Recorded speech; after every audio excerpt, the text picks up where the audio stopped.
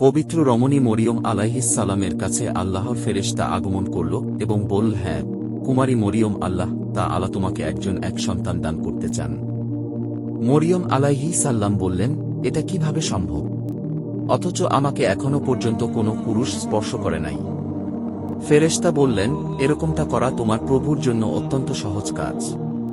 প্রিয় বন্ধুগণ, ওই পবিত্র রমণীকে ছিলেন যিনি কিয়ামত পর্যন্ত পবিত্রতা ও সততার জন্য দৃষ্টান্ত হয়ে আছেন, এবং মহিয়সী নারী যাকে আল্লাহ তাআলা তখনকার যুগে সমস্ত নারীদের ওপর শ্রেষ্ঠত্ব দান করেছিলেন।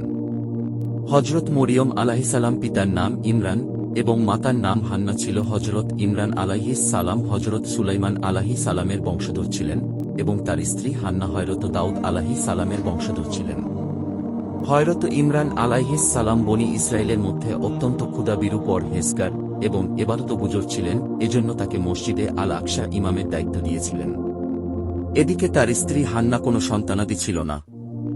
একদিন তিনি গাছের ডালে একটি পাখিকে দেখলেন যে পাখিটি তার বাচ্চাদেরকে আদর সোহাগ করেছিল এবং খাবার খাওয়ার ছিল। এই দৃশ্য দেখে হযরত হান্নার মনটা ভরে গেল এবং তিনি আল্লাহর কাছে সন্তানদের জন্য দোয়া করলেন। ফলে আল্লাহ তাআলা তার দোয়া কবুল করলেন। হযরত মরিয়ম আলাইহিস সালামের জন্মের পূর্বে তার মা মানত করেছিলেন যে তিনি তার সন্তানকে জন্মের পর বায়তুল মুকাদ্দাস খেদমতের জন্য ওয়াকফ করে দেবেন। এদিকে বনী ইসরায়েলের মধ্যে প্রচলন ছিল যে সন্তানকে আল্লাহর খেদমতের জন্য ওয়াকফ করা হতো। সে জীবনে কোনোদিন বিবাহ করতে পারত না এবং সে দুনিয়ার কোনো ঝামেলায় মশগুল থাকতে পারত না এবং শুধুমাত্র মসজিদের খেদমতে নিয়োজিত থাকত এবং নিজের মধ্যে মশগুল থাকত। তাই হযরত হান্না ছেলে সন্তানের জন্য দোয়া করেছিলেন, কিন্তু পরিশেষে তার মেয়ে সন্তান জন্ম হল। হযরত হান্না তার মেয়ের নাম মরিয়ম রাখলেন। শরিয়ানি ভাষায় মরিয়ম নামের অর্থ হল খাদিম আব্বাস সেবিকা, কেননা তাকে মসজিদে আকসার খেদমতের জন্য ওয়াকফ করে দিবেন বক্সে করে দেওয়া হয়েছিল। হযরত মারিয়ম আলাইহিস সালামের জন্মের পূর্বেই তার পিতা ইন্তেকাল হয়ে যায়। এই জন্য হযরত হান্না মারিয়ম আলাইহিস সালামের জন্মের পর তাকে একটি কাপড়ে পেঁচিয়ে বায়তুল মুকাদ্দাস আলেম ওলামাদের সামনে পেশ করলেন, যাতে তারা মারিয়ম আলাইহিস সালাম তাদের জিম্মায় নিয়ে নেন। যখন হযরত মুসা আলাইহিস সালামকে বায়তুল মুকাদ্দাস পেশ করা হল, তখন উপস্থিত আলেমদের মাঝে মতবিরোধ দেখা দিল, কেননা প্রত্যেকেই নিজেকে মরিয়ম আলাইহিস সালামের জিম্মাদারি দেওয়ার বেশি হকদার মনে করেছিলেন। অতঃপর ফয়সালা হল যে আলেম ওলামাগণ যে কলম দিয়ে তাওরাত লেখেন, ওই কলম পানিতে ছাড়া হবে। যার কলমটি পানিতে পড়ার পর স্রোতের বিপরীতে চলবে, সেই মরিয়ম আলাইহিস সালামের জিম্মেদারি দায়িত্ব পাবেন। এই প্রতিযোগিতার মধ্যে হযরত জাকারিয়া আলাইহিস সালাম অন্তর্ভুক্ত ছিলেন এবং আল্লাহ তাআলা হযরত জাকারিয়া আলাইহিস সালামের কলমকে স্রোতের বিপরীতে চালিত করলেন। ফলে তিনি হযরত মরিয়ম আলাইহিস সালামের লালন পালনের দায়িত্ব পেয়ে গেলেন। এভাবেই মহান আল্লাহ তাআলার ইচ্ছায় হযরত মরিয়ম আলাইহিস সালামের লালন পালনের জন্যই হযরত জাকারিয়া আলাইহিস সালামকে দিয়ে দিলেন।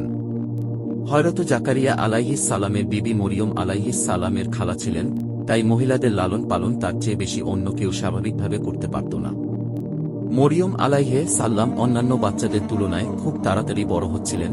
যখন তিনি হযরত জাকারিয়া আলাইহিস সালামের এবং তার খালাজান লালন পালনে কিছুটা বড় হলেন, তখন বায়তুল মুকাদ্দাসে তার জন্য একটি কামরা নির্দিষ্ট করে দেওয়া হল এবং সেখানে হযরত জাকারিয়া আল ইসলাম ব্যতীত অন্য কেউ যেতে পারত না। তিনি দিনরাত সেখানে আল্লাহ তাআলার ইবাদতে মশগুল থাকতেন। যখন হযরত জাকারিয়া আলাইহিস সালাম তার কাছে আসতেন, তখন তিনি অবাক হয়ে যেতেন, কারণ মরিয়ম আলাইহিস সালামের কাছে বেমসুমে ফলমূল বিদ্যমান থাকত, অর্থাৎ গরমের ফল ফলাদি ঠান্ডার মৌসুমে এবং ঠান্ডার ফল ফলাদি গরমের মৌসুমে কামরায় রাখা থাকত। যখন হযরত জাকারিয়া আলাইহিস সালামকে জিজ্ঞেস করতেন এই ফল কোথা থেকে আসে বা এই ফুল কে দিয়ে যায়, তখন মরিয়ম আলাইহিস সালাম বলতেন, আল্লাহ তাআলার পক্ষ থেকে এসব আসে।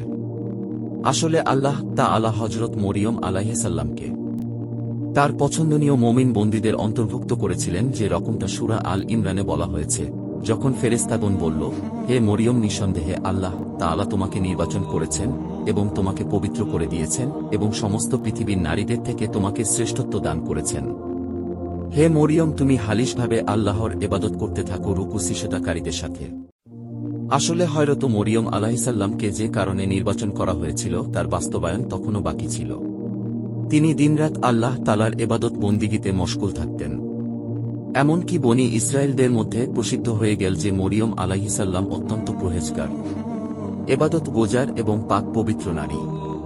ফলে সমস্ত মানুষেরা মরিয়ম আলাইহিসাল্লামকে অনেক শ্রদ্ধা করতেন।